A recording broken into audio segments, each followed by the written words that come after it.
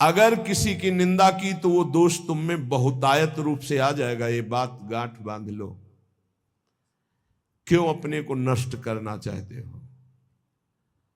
किसी की भी निंदा की, किसी भी बात की अहम बुद्धि करके, वही तुम्हें भ्रष्ट कर देगा। वही बहुत जोर की वृत्ति आपके अंदर दोष की आ जाएगी। इसलिए नो श्रणवन, किसी की भी निंदा कभी भी मत सुनो। तत्काल अंगुली कान में डाल। बहुत बड़ी हानि है इससे। ये 100 बार तो श्लोक आए होंगे ऐसे जिनमें वर्णन किया। नो श्रणवन, ये आप सत्संगी हैं, अपने ऊपर आप कृपा करें, कभी किसी की भी निंदा। अरे बहुत विचित्र बात है। निंदा की तो बात जाने दो, अगर भजन करते हो हल्का शब्द निकल जाएगा तो भजन में विक्षेप पड़ जाएगा। हल्का शब्द हो गया तो भजन में विक्षेप पड़ जाएगा। ये हम देखते हैं। शब्द में त्रुटि हो गई तो भजन में, फिर ये लोग जो बड़े बड़े अपराध करते हैं, भगवान जाने इनकी क्या गति होगी। कैसा इनका हृदय है कि ये मुस्कुरा रहे हैं अपराध करके।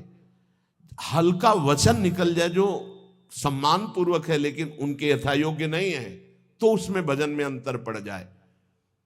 नो श्रणवन, एकदम आदेश कर रहे हैं, किसी की कहीं भी निंदा है जो कान में उंगली डालो। इसीलिए जीवन भर एक सूत्र रहा है, असंग। किसी से दोस्ती नहीं रही, क्योंकि जब अपनापन होगा तो खड़े होकर बात करेगा, एक की प्रशंसा करेगा, एक की निंदा करेगा। किसी से भी जरा सी प्रियता से बात कर दो, फंस गए। सेवक जी महाराज बहुत सावधानी से कह रहे हैं, तब सुख हरिवंश गुण नाम रसना रटत, और बहुवचन अति दुख दानी। तभी सुख है जब हरिवंश के नाम और गुण को ये वाक इंद्री रटती रहे, ये रसेंद्री स्वाद लेती रहे, और कुछ बोले तो दुख दानी, निश्चित दुख में फंस जाओगे। नो श्रणवन, बिल्कुल ये नियम ले लेना चाहिए किसी की निंदा। और निंदा सुनने में मन बहुत राजी रहता है, अच्छा, और बहुत हर्षित होके जैसे उसको राजपद मिलने जा रहा हो, ऐसे पूरे एकाग्रता। ऐसा ना वेदांत का सिद्धांत सुनेगा, ना भक्ति का सुनेगा, ना भगवान की महिमा। निंदा हो रही है तो खसक के और नजदीक पहुंच जाएगा। पुनः बोलो, हम सुना नहीं, और अच्छा ऐसा हुआ, और आगे क्या, पूरा रसास्वादन उसमें डूबे चले जा रहे हो। ये नहीं पता कि ये हमारे सारे पुण्य नष्ट करके नरक का रास्ता बन रहा है। नो श्रणवन नैव ग्रहणन, सुनाई पड़ गया तो स्वीकार ही नहीं करना कि वो दोषी है। नहीं नहीं, भगवान जिसको जैसे चला रहे चल रहे, पूरी सृष्टि उन्हीं के चलाए चल रही। यंत्रारूढ़ानी मम माया, नहीं नहीं, मुझे तो भगवान की दिव्य लीलाओं में जाना है, माया जनित लीलाओं के गुण दोष नहीं देखने। ना सुनना है और ना ग्रहण करना। ग्रहण करना होता है कि वास्तविक ऐसा ही है, हाँ अरे वो तो ऐसा। अब जिंदगी भर जब उसकी बात आएगी तो पहले वो दोष हो जाएगा। अच्छा, वो घृणास्पद भाव तुम्हें भगवत प्राप्ति कभी नहीं होने देगा। घोर पापी में, नीच में भी स्वाराध्य बुद्धिर मम, मेरे आराध्य राधा वल्लभ लाल विराजमान है, ये भाव रखना है। कह रहे सकल तनुभृताम क्वापि दोषम गुणम वा, जितने भी शरीरधारी हैं किसी के ना दोष सुनना है ना ग्रहण करना है। वृंदावनस्थ सत्वान्यखिल गुरुधिया सन्नमन दंड पातई, ऐसे भजन बचता है। ऊपर वाली पंक्ति से भजन बचता है। परदोष दर्शन, परदोष वर्णन, परदोष श्रवण और परदोष चिंतन, ये सर्वनाश कर देता है, सर्वनाश। सच्ची मानिए, किसी का भी उपहास कभी मत करना, कभी निंदा मत करना, कभी निंदा मत सुनना। नहीं, 100% आप लिख लो, कुछ दिनों में वो आपके ऊपर हावी होगा। किसी के प्रति भी दोष बहुत बहुत बहुत देखा है, बहुत बार देखा है। इसलिए कभी किसी के दोष सुने, कभी ऐसा ना, नहीं तो फंस जाएगा, फंस जाएगा। माया भगवती इतनी चतुर है कि जानने में नहीं आता कि मैं फंस रहा हूं, जानने में नहीं आता। और वृंदावन में तो कभी भूलकर किसी के प्रति दोष न करे, क्योंकि लाडली जी ने पसंद किया, उसको रखा है, तो फिर हमें दोष करने की क्या सामर्थ्य है।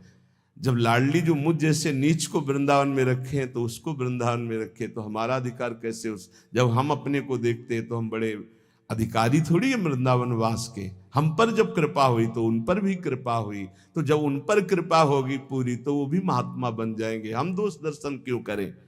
तो वृंदावनस्थ सत्वान्यखिल गुरुधिया सन्नमन दंड पातई। अगर वृंदावन के किसी भी बासी पर दोष दर्शन हो जाए तो प्रणाम दंड पाते, वो जाने या न जाने दूर से प्रणाम कर, हे प्रभु मेरे से गलती हो गई, क्षमा करो प्रभु, मैं आपकी महिमा को नहीं जानता। ऐसा पक्का समझ लो, नहीं भजन क्षीण हो जाएगा, भजन नष्ट हो जाएगा। जो त्यक्त्वा शेषाभिमानो, सब अभिमान छोड़ करके निर्वधि परमा किंचन कृष्ण राधा, श्यामा श्याम की आराधना के लिए दैन्य भाव अत्यंत आवश्यक, किसी भी तरह का कोई अभिमान नहीं होना चाहिए। त्यक्त्वा शेषाभिमानो, कोई भी अभिमान शेष नहीं है, रूप का, जवानी का, सब इन शरीरों का अभिमान, यौवन, बाहुबल बहुत विचित्र है। कुछ भी हो जाए तो जीव का ऐसा गलत स्वभाव पड़ गया, वो अभिमान कर लेता है। अपने आप तो बहुत छोटे हैं। भगवान शंकर तांडव कर रहे थे तो दो तालियों से ऐसे बाणासुर ने ताल मिलाई,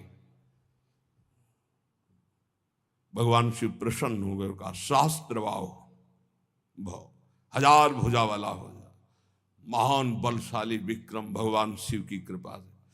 अब 2 भुजाएं तो अगर सही ढंग का स्वास्थ्य हो तो फिर खुजली संभलती नहीं, बल्कि भगवान शिव का कृपा पात्र 1000 भुजाएं, तो जिस पर्वत में मारे चकनाचूर, जाके दिग्गजों को ललकारा, भाग पड़े, कोई उसके सामने नहीं। काफी समय विचरण करने के बाद भगवान शंकर के पास आयो, कहा जगत गुरु, आज दूसरी तरह से प्रणाम था। भगवान शंकर ज्ञान समुद्र, बोले गुरु खुजली हो रही भुजाओं में। बोले मतलब?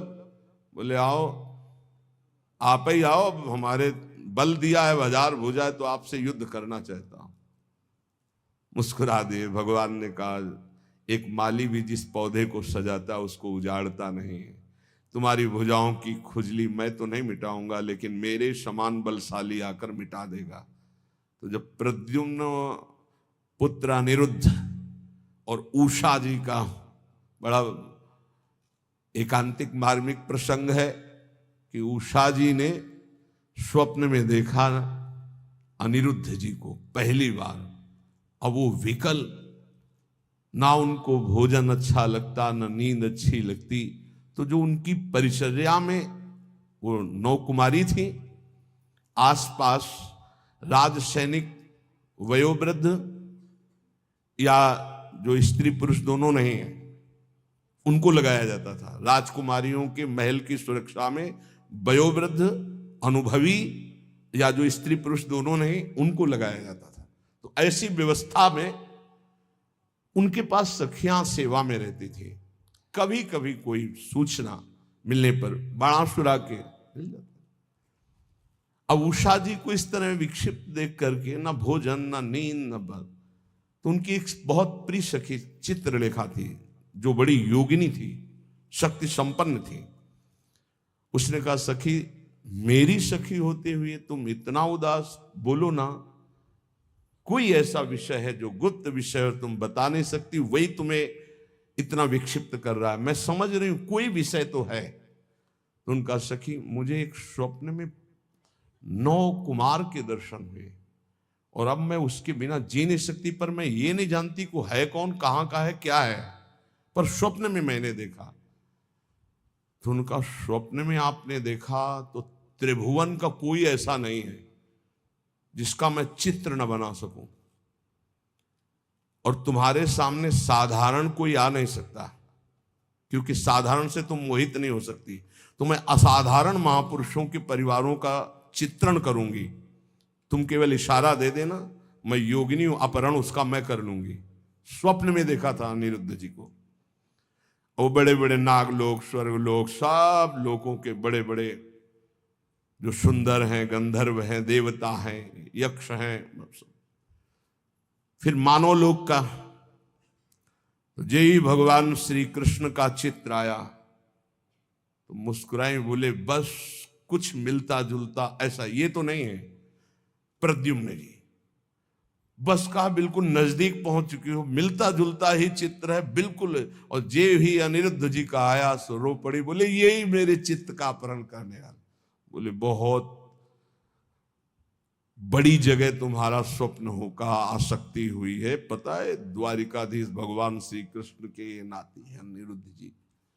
सुदर्शन चक्र का रात दिन पहरा रहता है द्वारिका में, किसी का भी प्रवेश नहीं। बहुत महान जगह तुम्हारी आसक्ति हुई, पर मैं अपने प्राण त्याग कर भी सखी तुम्हें मुस्कुराते देखना चाहती हूं।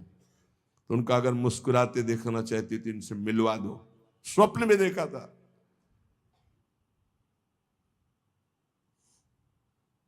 भगवान सुदर्शन चक्र से प्रार्थना की, वो योगिनी थी, कि बिना भगवान श्री कृष्ण की इच्छा के अनिरुद्ध जी का उषा जी के स्वप्न में जाना असंभव है।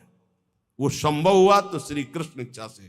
तो हे सुदर्शन जी, आप भगवान श्री कृष्ण के पार्षद हैं, यदि श्री कृष्ण की इच्छा से ऐसा हुआ है तो मुझे उनकी इच्छा का संपादन करने के लिए आप निर्विघ्न मार्ग दीजिए। चली गई। सुदर्शन जी ने बादल पहुंच पलंग से उठा लिया अनिरुद्ध जी को। योगिनी थी, महल में राके उषा जी ने देखा, जो मेरे स्वप्न का विषय थे वो साक्षात गले लग गई चित्रलेखा जी की और कहा तुम धन्याति धन्य मुझे कर दिया। अनिरुद्ध जी की जब आंख खुली तो अपना महल नहीं है, तो धैर्यपूर्वक समझाया कि मैं अपहरण करके लाई हूं, ऐसा ऐसा ऐसा। भगवान श्री कृष्ण के पुत्र कामदेव प्रद्युम्न जी और उनके पुत्र अनिरुद्ध जी ये भगवान ही हैं। वासुदेव संकर्षण प्रद्युम्न अनिरुद्ध, जैसे राम लक्ष्मण भरत शत्रुघ्न, ऐसे ही वासुदेव संकर्षण प्रद्युम्न अनिरुद्ध, ये भगवान ही चार रूपों में, भगवत स्वरूप अनिरुद्ध जी। अब तो क्या हास्य विनोद, विविध प्रकार की क्रीड़ाएं। जो वयोवृद्ध संरक्षक थे एक बार निकलते हुए उषा जी को देखा, बाणासुर को सूचना पहुंचाई कि आपकी बेटी के हाव भाव और प्रसन्नता को देखकर लगता है किसी पुरुष का संयोग हो चुका है, तो उनका सबकी गर्दनें उतार दी जाएंगी, बाहर से कौन पुरुष जा सकता है। तो बोले वचन देता हूं इतनी भारी सुरक्षा है कि बाहर से वायु भी बिना अनुकूल हुए हमारे नहीं जा सकती। दैवी शक्तियों का पहरा है। बाणासुर की कुल माता थी जो पूरे नगर की रक्षा करती थी, पर योगिनी चित्रलेखा जी की इस चाल को कोई नहीं जान पाया था। बाणासुर ने कहा ऐसा क्यों, मेरी बेटी को कोई दूषित कर दे मुझ जैसे बलवान के होते हुए, अब उसको कौन रोक। सीधे जो ही गए सो पलंग पे उषा जी और अनिरुद्ध जी पासे खेल रहे थे और सखिया बेटे हास्य विनोद। जेवी अनिरुद्ध जी को देखो, उषा जी ने देखा, अनिरुद्ध जी तो सिंहवत, बंदी बनाने के लिए लाख कोशिश की, मार मार के सैनिकों को, भगवान के स्वरूप है अनिरुद्ध जी। आखिरकार महाबली बाणासुर अपनी शक्तियों का प्रयोग करके अनिरुद्ध जी को बंदी, देवर्षि नारद जी पहुंच गए द्वारिका। प्रभु खोज कर रहे थे अनिरुद्ध जी की, उषा जी के महल में बाणासुर ने बंदी बना लिया है। बलराम जी ने सुना, ये जानते हुए कि हमारा वंशज और उसको बंदी बना लिया, शोणितपुर को नष्ट कर दूंगा। अब बलराम जी द्वारिकाधीश पूरा वैभव, सूचना मिली युद्ध की तो इधर अपने चेला के साथ भगवान शंकर, बलराम जी के साथ द्वारिकाधीश, आमने सामने युद्ध प्रारंभ। अब भगवान शंकर पशुपतास्त्र तो नारायणास्त्र दिव्यस्त्र, भगवान श्री कृष्ण ने इशारे से कहा कि आप ही का तो रचा हुआ सारा खेल अपने चेला की भुजाओं की खुजली मिटाने के लिए आपने ही तो हमें बुलावा दिया है। एक बाण मारा भगवान श्री कृष्ण ने जन्मणास्त्र, बाणासुर की भुजाओं को जब 4 रह गई सब काट दिया। तो भगवान श्री बस प्रभु बस। तो बोले प्रभु मैं तो आपकी ही आज्ञा का अनुमोदन कर रहा हूं। और आवेश में भरे हुए थे। इतने में उनकी कुल माता जो पूरे राष्ट्र की रक्षा करती थी, देवी शक्ति, वो दिगंबर होकर खड़ी हो गई। तो भगवान श्री कृष्ण, वहां ये लिखा हुआ है कि यदि अचानक किसी माता बहन के किसी अंग पर दृष्टि पड़ जाए तो दोबारा दृष्टि न जाए। अगर किसी दिगंबर माता बहन की शरीर की दृष्टि आप दोबारा की तो सारे सुकृत नष्ट हो जाएंगे। भगवान होते हुए भगवान श्री कृष्ण तत्काल नेत्र फेर लिए और वहीं युद्ध का समापन हुआ। भगवान शिव जी ने समझाया, फिर उषा और अनिरुद्ध जी का विवाह हुआ। ये अहम इतना पुष्ट है कि अपने गुरुदेव से कह रहे कि मेरी भुजाओं की खुजली मिटा दो, बाणासुर। यहां कह रहे त्यक्त्वा शेषाभिमानो निर्वधि परमा किंचन कृष्ण राधा। यदि आप अपने भजन को बढ़ाना चाहते हो तो नो श्रवण नई ग्रहणन, ना किसी की निंदा सुनो और ना स्वीकार करो कि ये दोषी है। सकल तनुभृताम क्वापि दोषम गुणम वा, पूरी सृष्टि के किसी भी जन के दोष या गुण स्वीकार मत करो। गोस्वामी तुलसीदास जी अरे बहुत बड़े महापुरुष हैं, आज तक बचपन से लेकर के आज तक। वो एक बार आए थे भक्तमाली जी, उन्होंने कहा मुझे तो ऐसा लगता है कि आपके ब्लड में ही रामायण है, ब्लड में ही गोस्वामी तुलसीदास जी। हम का मान लीजिए ऐसा ही है, क्योंकि जहां जन्म हुआ वहां का वातावरण ही ऐसा था। डीएनए में ही तुलसीदास जी हैं। सच्ची मानिए, कोई प्रसंग नहीं जाएगा जो विनय पत्रिका और रामायण से उसका। तात सुनहु माया कृत गुण अरु दोष अनेक, गुण याउ भय न मानई, मानहि सो अविवेक। न गुण न दोष किसी के, सब में भगवत भाव। त्यक्त्या शेषाभिमानो, ये बहुत कठिन है अभिमान का त्याग करना। अभिमान का त्याग करके अकिंचन भाव से यदि राधा कृष्ण श्यामा श्याम की उपासना हो तो बोले प्रेमानंदाश्रु मुंचन, फिर प्रेम आनंद का प्रकाश हो जाएगा। प्रेमानंदाश्रु मुंचन, अश्रु मुंचन करते हुए, ये भक्ति का प्रसाद है। निवसति सुकृति कोपि वृंदावनांत, कोई बड़ा भजनानंदी महात्मा ही ऐसा जो प्रेम से अप्लावित होकर अश्रु प्रवाह करते हुए श्रीधाम वृंदावन वास करे, तो फिर उसकी दशा क्या होती? बोले क्रंदनार्त स्वरेण क्षितिषु, आकाश की तरफ देखता हा प्रियालाल और रो रहा है। परिलुंठन, भूमि में लौट रहा है रज में। सन्नमन, सबको नमस्कार कर रहा है, लताओं को, वृक्षों को, पशु पक्षियों को, जो सामने पड़ता है। नमन प्राण बंधुम, सबको देखता है मानो मेरी आत्मा है, मेरे प्रीतम है। कुरुवंदन्ते तृणान्या दधदनु करुणा दृष्टे काकुकोटि, सबसे कृपा कटाक्ष की, मुझ अधम पर कृपा करो। ये हमने देखा है वैष्णव जनों, मुझे अधम पर कृपा करो, मेरा भजन बन जाए, हम पर श्री जी करुणा करें, मेरा नाम जब चले। और रात दिन भजन कर रहे हैं। और काकुवाणी, दैन्य वाणी के द्वारा सबसे वर्ताव। फिर तिष्ठन्नेकांत वृंदा विपिन तरुतले सभ्य पाणो कपोलम, कभी कभी एकांत में से बैठ करके पाणो कपोलो और रुदन, हा प्रियाजू, हा लाडलीजू, न्यस्याश्रुएण मुंचन नयति, इतना अश्रु भूमि गीली हो गई नीचे की। दिन निशाम को भी धन्यो तनन्य, धन्याति धन्य हो गया वो जो रात दिन प्रिया प्रीतम के चिंतन में है, अश्रु प्रवाह करता है। जो उसको देख ले, जो उससे बोल ले, अमोघस्य, निश्चित उसका परम कल्याण हो जाएगा। आप लोग महाभाग्यशाली हैं, इस सत्संग रूपी महातीर्थ में आप गोता लगा रहे हैं, जिसकी बराबरी किसी भी तीर्थ में नहीं। कल हम पढ़ रहे थे वैदिक सिद्धांत में, मानसिक तीर्थ में स्नान करने वाले के समान कोई भी तीर्थ का फल नहीं मिलता।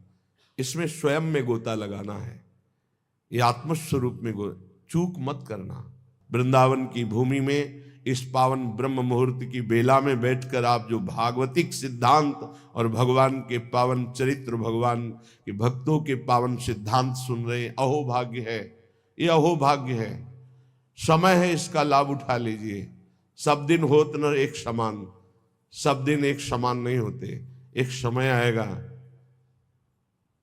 तरसते थे जब मथुरादास जी अंतर ध्यान हो गए तो राम जी बाई की तरफ देखकर, सत्संग भवन की तरफ देखकर रोना आता था। ये वही सत्संग भवन है जहां सैकड़ों हजारों संत परमहंस मौन बैठते और पूज्य श्री मथुरादास जी के मुख से महाभागवतों के पावन चरित्र आज सूना पड़ा सा दिखाई दे रहा है। क्योंकि वो बात जो उन महापुरुषों के मुख से है होता है, पर वो बात जो अनुभवी महापुरुषों के, वो आज आपको भगवत कृपा से बड़े बड़े संतों की वाणियां, बड़े बड़े महापुरुषों के, जगत में जितने भी बड़े बड़े महापुरुष, सबकी खोज खोज कर बात वही रोज सुनाई जा रही है। अगर आप उसे पकड़ लेंगे तो महामंगल हो जाएगा। जैसे जमीन में गिरते ही बूंद गंदा हो जाता है, निर्मल आकाश से गिरता है बूंद, ऐसे ही मां के गर्भ से प्रकट होते ही माया का इतना प्रचंड प्रभाव कि जीव जो गर्भ में भगवान से वादा किया था कि बस मुझे एक बार मां के गर्भ से निकाल दो, मैं ऐसा भजन करूंगा कि दोबारा इस नरक में ना आना पड़े। जीव ही पैदा हुआ ते हुई कहां कहां वो ज्ञान चला गया, वो दृष्टि गई भागवतिक। अब वो माया का ऐसा मोह का प्रभाव पड़ा, धीरे धीरे ये माँ, ये पिता, ये पुत्र, ये पत्नी, ये मकान, संपत्ति, बस वो घिरता चला गया ममता से।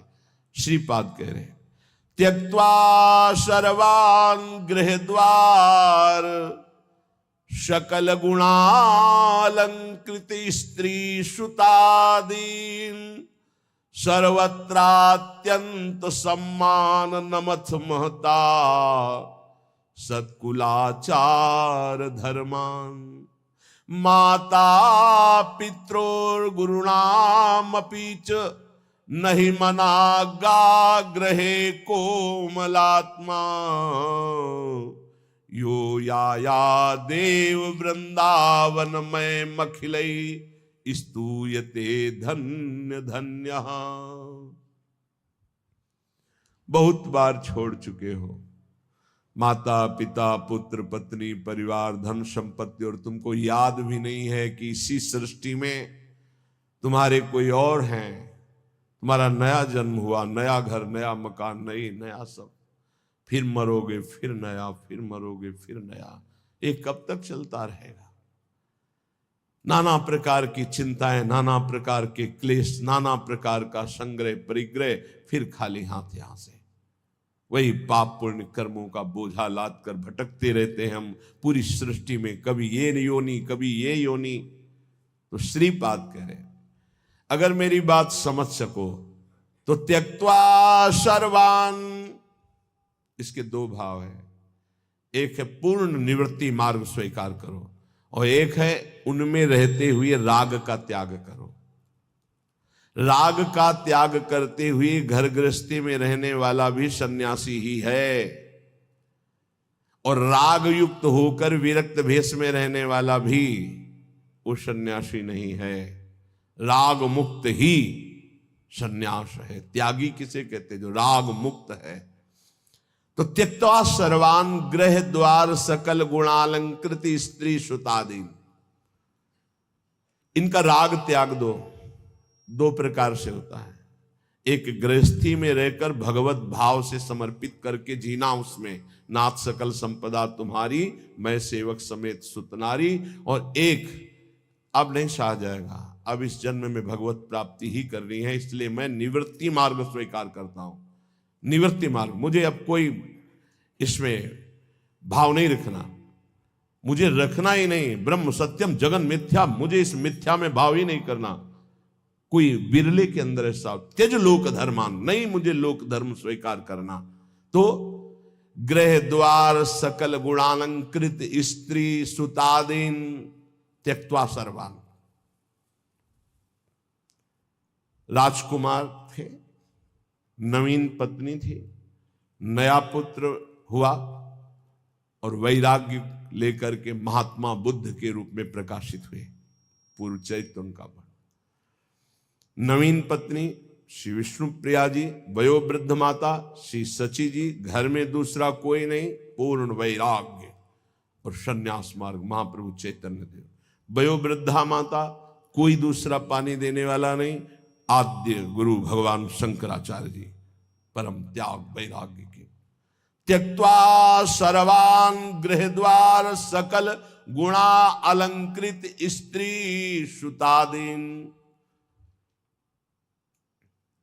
एक लाल स्वामी हुए, ये अपने राधा वल्लभी नहीं। तो जब 7 भावरे फेरने को होता है, अब तो आचार्य सावधान सावधान, आज अब सप्त फेरे होने जा रहे हैं। आप जिस कन्या का पाणिग्रहण स्वीकार कर रहे हैं, आज जीवन इसका भार आपके ऊपर है। सावधान, इस सप्त वचन सुनिए। लाल स्वामी जो है, का भार मेरे ऊपर, मेरा भार तो हरि के ऊपर है। मुझे इस बंधन में अब नहीं बनना, मुझे तो हरि की प्राप्त। उनका लघु शंका लगी। उनका 7 फेरे के बाद बोले नहीं, छूट जाएगी। एक आदमी साथ, दूल्हा के साथ, तो पहले बाथरूमों की व्यवस्था नहीं थी, बाहर जाना होता था। तो उन्होंने कहा यार कोई चल, हम करके आ रहे हैं, कभी लौटे ही नहीं। बस भगवत बहुत बड़े महात्मा हुए। नाटक चल रहा है माया का। जब परम सत्य मार्ग का परिचय हो जाता है तो साधारण धर्मों की परवाह नहीं होती। त्यजलोक धर्मान सावई पुंसाम परो धर्मो ये तो भक्ति अधोक्षजे। भगवान के चरणों में यदि भक्ति हुई तो वही परम धर्म माना जाएगा। अगर भक्ति नहीं हुई, भगवान से विमुख, तो ये सब करते हुए अनंत जन्म हो गए, कोई लाभ नहीं मिला। ये कुछ नहीं। अगर नाम जप नहीं है, भगवत समर्पण नहीं है, तो कल आपने सुना था कि वो नैष्कर्म कर्म, वो निर्मल ज्ञान भी किसी काम का नहीं, जिसमें भगवत गुणानुवाद, भगवन नाम जब, भगवत आश्रय नहीं। सनकादि से बढ़कर कोई ज्ञानी नहीं। निरंतर हरिशरणम हरिशरणम। तो चाहे गृहस्थ में हो चाहे विरक्त में, इस जाल में ना फंसे कि ये मेरे हैं, ना तेरे थे, न तेरे हैं और न तेरे रहेंगे। बाद में तब परिचय आएगा जब समय नहीं होगा। गोस्वामी तुलसीदास जी बहुत सरल भाषा में वैदिक सिद्धांतों का वर्णन किया। श्रुत बनितादि जानि स्वारथ रत, ना करुनेह सभी ते, अंत ही तो ही तजेंगे पामर, तू न तजय अब ही ते, मन पछितई है अवसर बीते। दुर्लभ देह पाए हरि पद भजू, करम बचन अरु जीते, मन पछितई है अवसर बीते।